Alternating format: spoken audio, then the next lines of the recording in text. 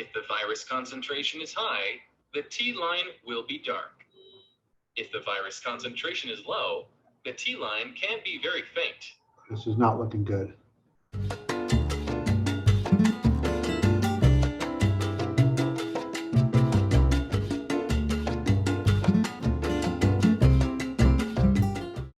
Hello, this is Stefan. And this is Ada, and welcome to Living Simply in Mexico. And oh, by the way,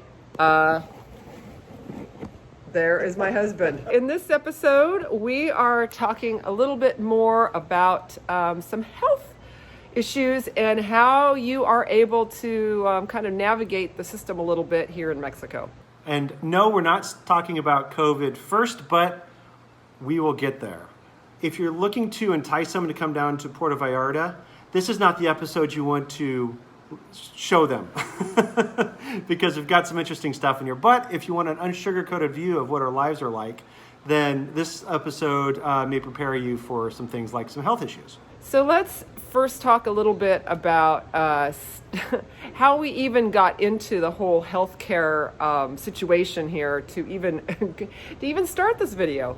I'm a very, very healthy person. I usually don't get sick. And this fall, actually around Thanksgiving, I started having just a little bit of headaches, and I wasn't quite sure what they were coming from. And when I flew down here on a trip over the holidays, they started getting severe. And, Ada's a physical therapist, and she said, you know what? We better get that checked out. So I definitely put my PT hat on, and I did my own assessment of him, and things weren't really... they weren't lining up the way I would expect them to line up. And given the fact that he didn't have any history of it, I was like, you know what? We're down here. This is worrying me a little bit. Let's check it out. It is a healthcare expert, so I let her drive everything on this one. This is definitely not an emergency. It's elective. We have obviously health insurance back in the States. We also have travel insurance.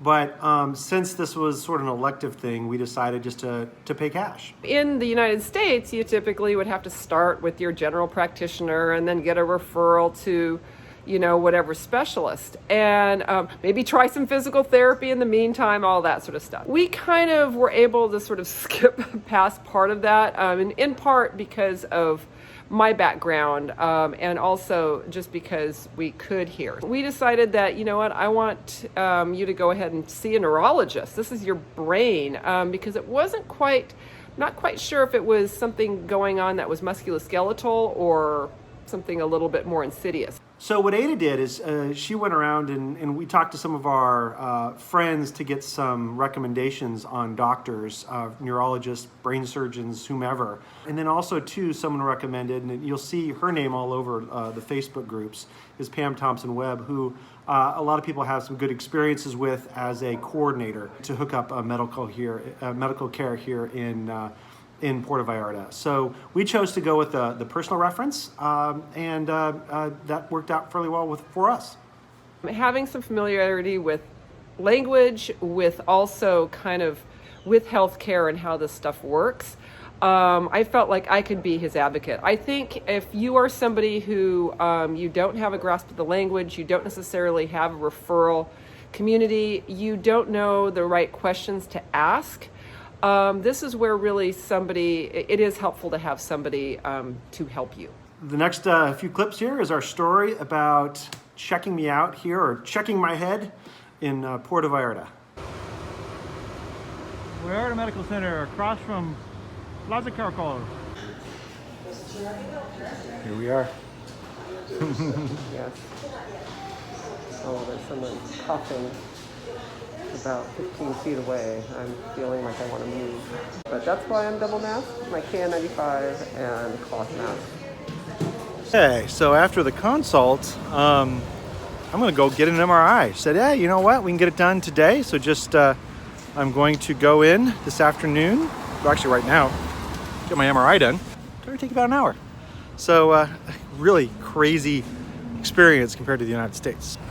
The hospital's over there, right there. I go in there, and the radiologist person, whatever they call them, asked me what was wrong, and I said, I have some hurting on one side, and she did not know English, so we kind of got through. Basically, I said there's nothing else wrong with me, And so I got stuck in a tube, and I will go in tomorrow to see my doctor or the neurosurgeon to see what the readout was and go from there. So we'll see how it goes. I have a little bit of something to add. The experience is much different.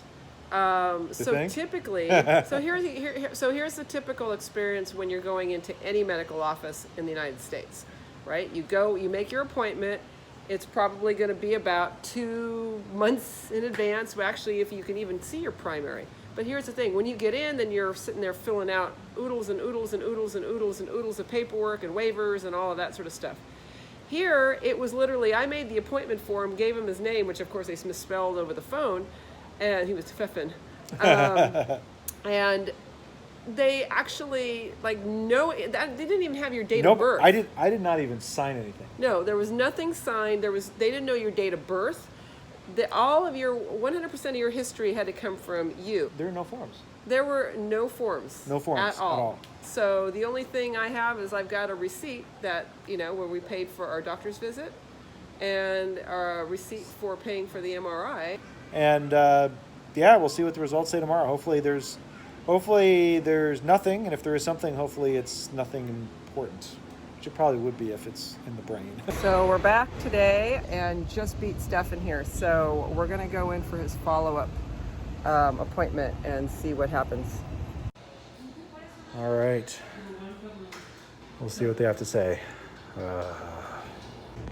Wow. So, good news. Nothing. Everything looks normal. The brain's normal. There is a brain and there's nothing wrong with it. There was no charge for the follow-up visit. None. Zero. Just crazy to me. That was like a little 10-minute consult, but he answered our questions. We ruled out all the bad stuff. So yes, that was the important thing for peace of mind. All in, $295. Initial consult, MRI, reading of MRI, and follow-up visit. We have our copy of our CD. If for some reason something comes up, we've got the scan here. We could take back to a U.S. doctor. Stefan got his drugs. We let the doctor know that Stefan has an allergy to aspirin and to some NSAIDs, which are anti-inflammatory drugs. He heard that and he wrote the prescription. And so anyways, this is one of those times where you do have to be your own advocate, once again here. So when I purchased the drugs, came home, and so there I actually knew what it was, and I started reading it, and I used Google Translate, and one of the things it said is, don't take this if you have an allergy to aspirin. So this is just another place where, once again, there's a lot of checks and balances, where we're in the United States where, oftentimes the pharmacist will ask, there'll be consults on multiple levels to make sure you don't have any allergies. Here, once again, things are cheaper, but you've got to watch out for yourself. So I just wanted to kind of bring that up. So if you do have allergies or things that are specific, it's really important that you are asking those extra questions. And then once again, you may have to do I hate the do your own research quote, but you may have to do your own research. So keep in mind, all this stuff that we're taking care of now with Stefan's head is kind of after parents had left. They left right after Christmas. Actually, pretty much this place was silent right after Christmas. And so, and now that, we had this little break, this is where all of this was happening. Now, in this same time period, sort of a few days after we had gone to the doctor for Stefan's headaches, this is when Stefan tells me he's feeling a little congested. It's like, man, I cannot win. I got sniffly this afternoon. 6 o'clock. So, Ada threw this at me. COVID test. Open the foil pouch and take out the COVID test card. Usually insert 1/2 to 3/4 of an inch. Place the swab into the tube. Squeeze the sides of the tube to express as much liquid as possible from the swab. Screw off the small transparent cap from the top of the tube. Add 3 drops of sample into the sample port of the test card. Okay. Please wait at least 15 minutes. If the virus concentration is high, the T line will be dark. If the virus concentration is low, the T line can be very faint. This is not looking good. Bad news. Fuck, really? That's about as bright as it gets. Okay, I guess we all get the test. Well, it's the morning after. I haven't heard yet from anybody, but kind of got the house set up for quarantine. My father-in-law and I both tested negative last night. Of course, Stefan tested positive for COVID. So he has the master bedroom, and there's actually a terrace up there, so I kind of getting him all set. So he's got a little bar stool, he's got his own little spot. And then, of course, he has the kitchen down here that's the quarantine kitchen. So for now, we put I put some food up here in this fridge for him. And then I'll cook for Francis, and we'll just, nice thing is we can spread out here. So, oh, that sucks, but you know, at least we have space and fresh air, and so I'm pretty thankful for that. All right, day 2 of COVID positivity. So I've been lucky. I think lucky that I've gotten the 3 vaccinations. So that's, I think, helped out a lot. Maybe it's just my mentality, but yeah, pretty good. So we'll see how it goes, but I feel pretty good about where I'm at. I've got pretty much this room for me, and also over here, I'm doing some yard work outside because I have free access to that. And so, yeah, not a bad situation for being stuck in COVID purgatory.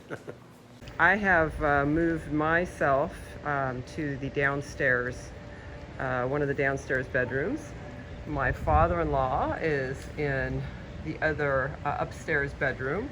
Once again, everything is all open air in between the rooms. And then over here is the master bedroom and terrace with Stefan doing some gardening. Well, Stefan, taking advantage of his quarantining, feeling pretty good. So he actually took out, if you look at this wall on our master patio, that's actually not solid. That's actually styrofoam. And apparently that was on this entire wall here. So it was actually, all those tile were behind the styrofoam. So it was a solid panel. Now, there's like more air here, and it actually looks really good. Yeah, quick tour of what I was doing. You know, when you're in quarantine, it's kind of like a kid with a red button. At some point, when you have enough time, you're going to press it. And so there was some activities I wanted to do inside the house. I just kept on staring at it outside of gardening. So this is what I dug into while I've been in confinement here. So there's a lot of places in the house that have this styrofoam just covering and painted over the walls. And what was behind those are, of course, these, as Ada mentioned earlier, and again, styrofoam on the other side. So the idea is to knock that out and make those big, more aerated again. Now the problem is you know, there's holes in them like that, right? And so those need to be fixed. And unfortunately, it's very, very difficult, if not impossible, I guess you can make them yourselves, to get these. So what I've been doing is up here, where there's really no, there's nothing to see up here. There's a bunch of broken ones here, so I've removed all of those, and hopefully we'll be able to put some of those in these spots and other places around the house. And so that's what you see here. We'll see how that works. But one thing to be wary of is in here, you know, there's just a lot of old stuff, moths and whatnot, and I needed to be careful of puss caterpillars, or actually the ones I've seen so far are dead, but I just don't want to take any chances on them. What is a puss caterpillar, you ask? Or a tree asp? Well, here you go. One thing I got lucky about is I decided to not touch this fluffy creature. The caterpillar is regarded as a dangerous insect because of its venomous spines. Victims describe the pain as similar to a broken bone. Reactions are often very severe, radiating up a limb and causing burning, swelling, nausea, headache, abdominal stress, rashes, blisters, and sometimes chest pain, numbness, or difficulty breathing. Ha! There's a dead one that was lurking. Remember those things? The spiny things that provide days of pain and agony? That's one of them right there, and I just picked that up. Whew. Oof.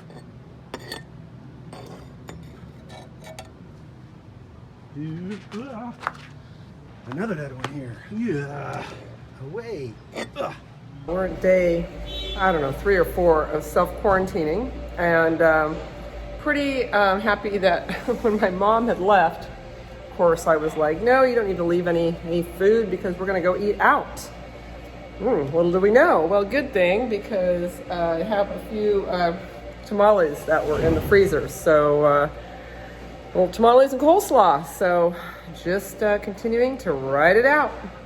Yes, I know we're indoor-outdoor, but when we're kind of in the same area, we're still playing it really, really safe and wearing our masks. Nighttime here, and all right, so this is the argument for being double vaccinated and boosted. Stefan is swimming laps, but given that he's 6'4", that's a very easy lap. Kind of after day 5 here of quarantining, I am going to take another rapid test. Waiting and waiting. I am, if you can see it, I don't know if you can, negative. I can feel a little bit better that I'm not a vector, but I will still be masking up for the next 5 days as I am out and about. Well, that was the first day. Sorry for the dirty finger. And that is today. Still there, but clearly progress. Oh, Lord. Well, to all those people that are going through quarantine, I'm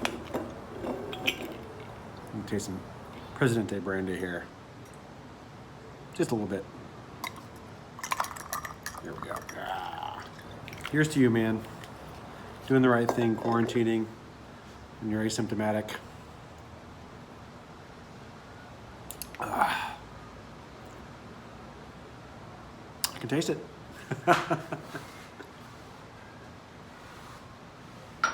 So, as you can see, navigating Mexican healthcare can be a challenge, but I think the key points here are just make sure you are prepared, both mentally and also just if you do have things going on, like I said, get your healthcare insurance just in case, as Stefan mentioned, and have resources that you're able to, friends, family, or people that you're able to connect with that can actually help you navigate through the process.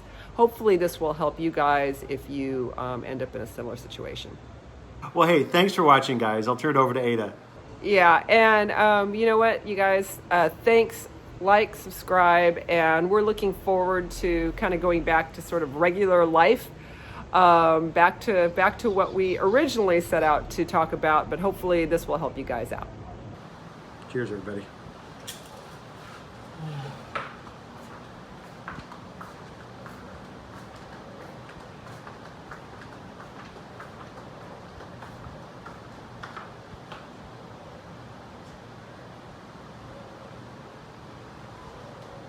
Lots of music to get me by in my solitude. Of course, you can't listen to any of that here.